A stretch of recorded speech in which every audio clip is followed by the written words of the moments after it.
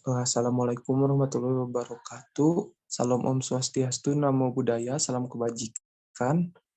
Yang terhormat Bapak Dr. Hussein Rahmadi, AMD ST, SE, M, MKes, beserta rekan-rekan yang saya hormati. Sebelumnya perkenalkan, saya Rizwan Ramzintiaz. Di sini saya akan menjadi moderator untuk memandu jalannya presentasi pada kali ini. Di sini juga saya tidak sendiri, saya juga ditemani. Mungkin langsung aja di slide-nya, boleh dilanjut.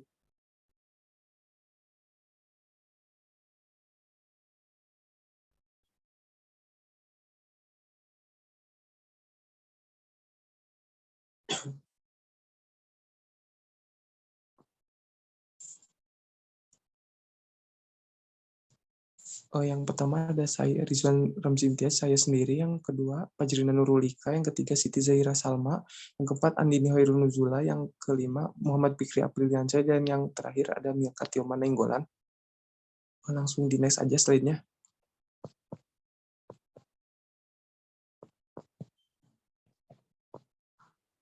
Untuk slide pertama akan dibacakan oleh Fajrina. Kepadanya saya persilahkan. Baik, terima kasih moderator. Reformasi sistem pelayanan kesehatan. Inovasi reformasi pelayanan kesehatan terbagi ke dalam dua kutub. Pelayanan kesehatan yaitu sistem liberalisme dan sistem sosialisme. Yang pertama yaitu sistem pelayanan kesehatan liberalisme, yaitu pelayanan kesehatan di mana mekanisme diserahkan kepada pasar sehingga terjadi kebebasan permintaan dan penawaran. Dalam sistem pasar, maka produsen atau health providers akan berperilaku memaksimalkan keuntungan, sementara pasien atau konsumer akan memaksimalkan manfaat. Contohnya adalah di Amerika Serikat. Yang kedua yaitu pelayanan kesehatan sosialisme. Sistem pelayanan kesehatan ini di mana semua fungsi pembiayaan pelayanan penyediaan sumber daya dilaksanakan atau setidaknya dikendalikan oleh pemerintah. Karena semua dikendalikan oleh pemerintah, maka jenis paket pelayanan dan harga juga ditentukan oleh pemerintah. Contoh model pelayanan ini adalah negara-negara Eropa. Slide selanjutnya.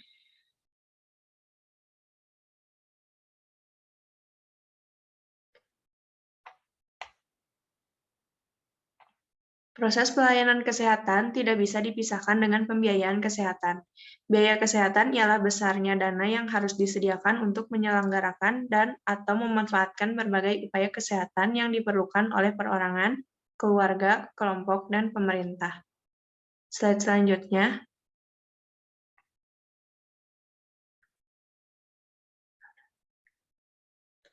Tujuan reformasi pembiayaan. Pembiayaan kesehatan yang kuat, stabil, dan berkesinambungan memegang peranan yang amat vital untuk penyelenggaraan pelayanan kesehatan dalam rangka mencapai berbagai tujuan. Tujuan penting dari pembangunan kesehatan di suatu negara diantaranya adalah pemerataan pelayanan kesehatan dan akses, atau equitable access to healthcare, dan pelayanan yang berkualitas atau assured quality. Oleh karena itu, reformasi kebijakan kesehatan di suatu negara seyogyanya memberikan fokus penting kepada kebijakan pembiayaan kesehatan untuk menjamin terselenggaranya kecukupan atau ekuasi, pemerataan atau equity, efisiensi atau efisiensi, dan efektivitas atau effectiveness dari pembiayaan kesehatan itu sendiri. Selanjutnya. Pemerintah melalui Kementerian Perencanaan Pembangunan Nasional atau yang disingkat dengan PPN atau Bappenas akan melakukan penguatan sektor kesehatan pada rencana kerja pemerintah atau RKP 2021 melalui reformasi yang ditekankan pada 8 area, yaitu pendidikan dan penempatan tenaga kesehatan, penguatan puskesmas, peningkatan kualitas rumah sakit dan penyelenggara kesehatan DPTK, kemandirian farmasi dan alat kesehatan, ketahanan kesehatan, pengendalian penyakit dan imunisasi, pembiayaan kesehatan, serta teknologi informasi dan pemberdayaan masyarakat. Terima kasih, saya kembalikan ke moderator. Terima kasih Fajrina. Untuk slide selanjutnya akan dibacakan oleh Andini. Kepadanya saya persilakan.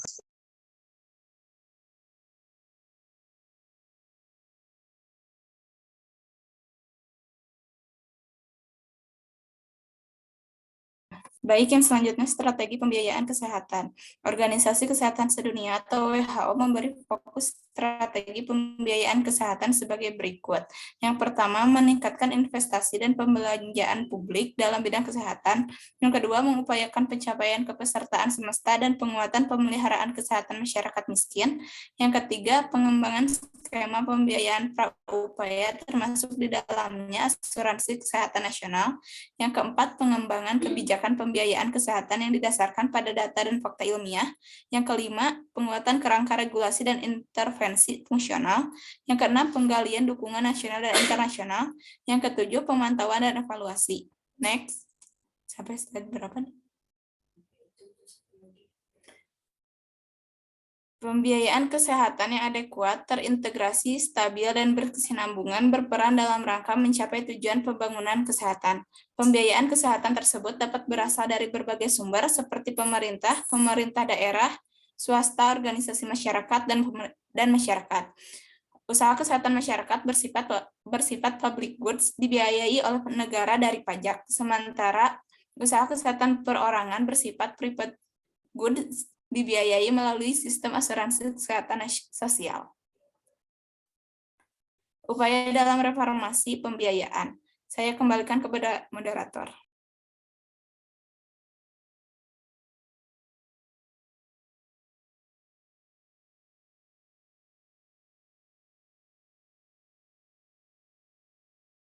Terima kasih pada Andini. Untuk slide selanjutnya akan dibacakan oleh Milka. Kepadanya saya persilakan. Baik, terima kasih moderator atas waktunya. Upaya dalam meningkatkan jumlah dana yang pertama ada terhadap pemerintah, meningkatkan alokasi biaya kesehatan dalam anggaran pendapatan dan belanja negara. Yang kedua, terhadap badan-badan lain di luar pemerintah, menghimpun dana dari sumber masyarakat serta bantuan luar negeri.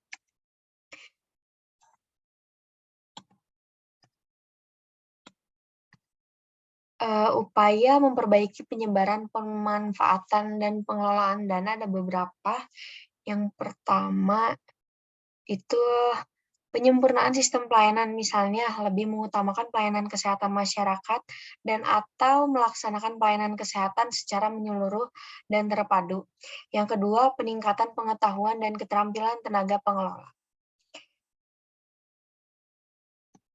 Upaya mengendalikan biaya kesehatan. Yang pertama, memperlakukan peraturan sertifikasi kebutuhan, di mana penambahan sarana atau fasilitas kesehatan hanya dapat dibenarkan jika dibuktikan dengan adanya kebutuhan masyarakat. Dengan diberlakukannya peraturan ini, maka dapat dihindari berdiri atau dibelinya berbagai sarana kesehatan secara berlebihan. Yang kedua, memperlakukan peraturan studi kelayakan, di mana penambahan sarana dan fasilitas yang baru hanya dibenarkan apabila dapat dibuktikan bahwa sarana dan fasilitas pelayanan kesehatan tersebut dapat menyelenggarakan kegiatannya dengan tarif pelayanan yang bersifat sosial. Yang ketiga, memperlakukan peraturan pengembangan yang terencana, di mana penambahan sarana dan fasilitas kesehatan hanya dapat dibenarkan apabila sesuai dengan rencana pengembangan yang sebelumnya telah disetujui pemerintah. Lalu yang keempat, menetapkan standar baku pelayanan, di mana pelayanan kesehatan hanya dibenarkan untuk diselenggarakan jika tidak menyimpang dari standar baku yang telah ditetapkan. Yang kelima, menyelenggarakan program menjaga mutu. Yang keenam, menyelenggarakan peraturan tarif pelayanan. Dan yang terakhir, asuransi kesehatan. Terima kasih. Saya kembalikan kepada moderator. Terima kasih kepada Milka. Untuk slide selanjutnya akan dibacakan oleh Fikri. Kepadanya saya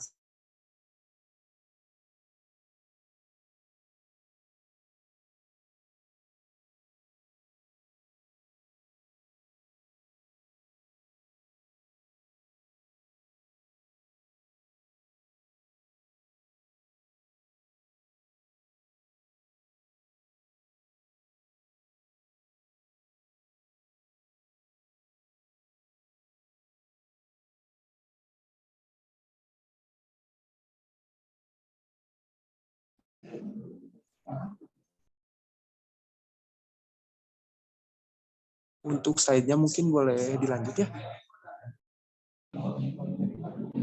Selanjutnya, asuransi kesehatan. Asuransi dikenal juga dengan istilah jaminan atau tanggungan. Dalam konteks asuransi kesehatan, pengertian asuransi adalah memastikan seseorang yang menderita sakit akan mendapatkan pelayanan yang dibutuhkannya tanpa harus mempertimbangkan keadaan ekonominya, atau dapat diartikan sebagai pihak yang menjamin atau menanggung biaya pengobatan atau perawatannya.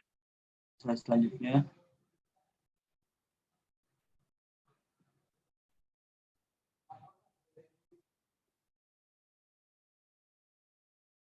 Untuk slide-nya mungkin langsung dilanjut ya.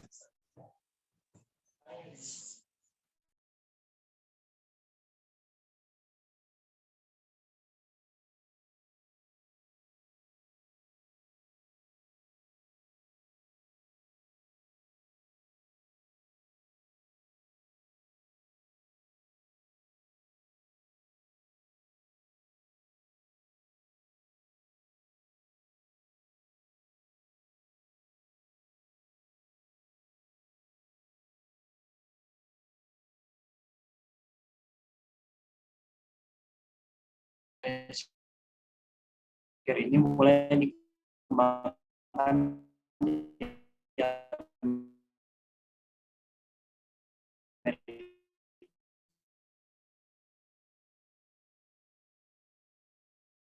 Mungkin mohon maaf ada kendala dari Fikri. Mungkin saya akan lanjutkan. Asuransi kesehatan yang paling populer adalah managed care, yang dimana itu untuk sistem pembiayaan itu dikelola secara terintegrasi dengan sistem pelayanan. Asuransi kesehatan dengan model managed care ini mulai dikembangkan di Amerika. Hal ini timbul oleh karena sistem pembiayaan kesehatan yang lama, inflasi biaya kesehatan yang terus meningkat jauh di atas inflasi rata-rata, sehingga digali model lain untuk mengatasi peningkatan biaya kesehatan. Managed care adalah suatu sistem di mana pelayanan kesehatan terlaksana secara terintegrasi dengan sistem pembiayaan kesehatan. Boleh dilanjut untuk slide-nya?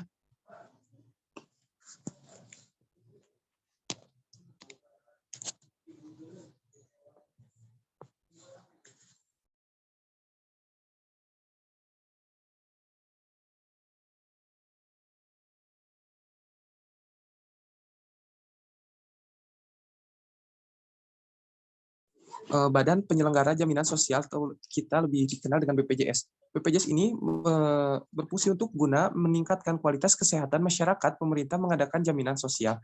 Jaminan sosial ini diselenggarakan oleh pemerintah yang berguna untuk memenuhi kebutuhan hidup dasar yang layak. Dimulai dari Jamkesmas, Jamkesda. Akses yang terbaru adalah Badan Penyelenggara Jaminan Sosial atau BPJS. Itu menurut M. Pertiwi dan Nur Cahyanto pada 2017, yang merupakan badan usaha milik negara atau BUMN. Kemudian berubah menjadi badan hukum publik yang bertugas untuk menyelenggara jaminan kesehatan bagi seluruh rakyat Indonesia. Mungkin slide selanjutnya akan dilanjutkan oleh Siti Zahira. Kepadanya saya persilahkan.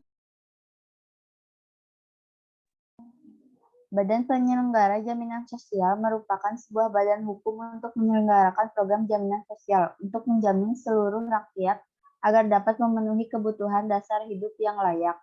Menurut Pemerintah Republik Indonesia tahun 2011. BPJS diselenggarakan berdasarkan asas kemanusiaan, manfaat dan keadilan sosial bagi seluruh rakyat Indonesia dengan tujuan untuk mewujudkan pemenuhan kebutuhan dasar hidup yang layak bagi setiap rakyat Indonesia yang sudah menjadi hak dasar manusia. Next. Dalam Undang-Undang BPJS telah ditentukan bahwa BPJS Kesehatan memiliki fungsi untuk menyelenggarakan program jaminan kesehatan. Jaminan kesehatan menurut Undang-Undang SJSN diselenggarakan secara nasional berdasarkan prinsip asuransi sosial dan prinsip ekuitas, dengan tujuan menjamin agar peserta memperoleh manfaat pemeliharaan kesehatan dan pelindungan dalam memenuhi kebutuhan dasar kesehatan. Dalam implementasi pelayanan kesehatan, BPJS juga memperhatikan hak para pekerja dengan menghadirkan BPJS Ketenagakerjaan. BPJS Ketenagakerjaan menurut Undang-Undang BPJS berfungsi menyelenggarakan 4 program, yaitu program jaminan kecelakaan kerja, jaminan hari tua, jaminan pensiun, dan jaminan kematian.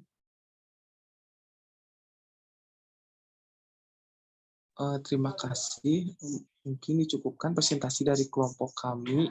Mohon maaf apabila ada salah atau kurang kata. Selebihnya mohon dimaafkan karena kami juga masih dalam proses belajar mengajar. Langsung aja ditutup ya. Wassalamualaikum warahmatullahi wabarakatuh. Waalaikumsalam warahmatullahi wabarakatuh.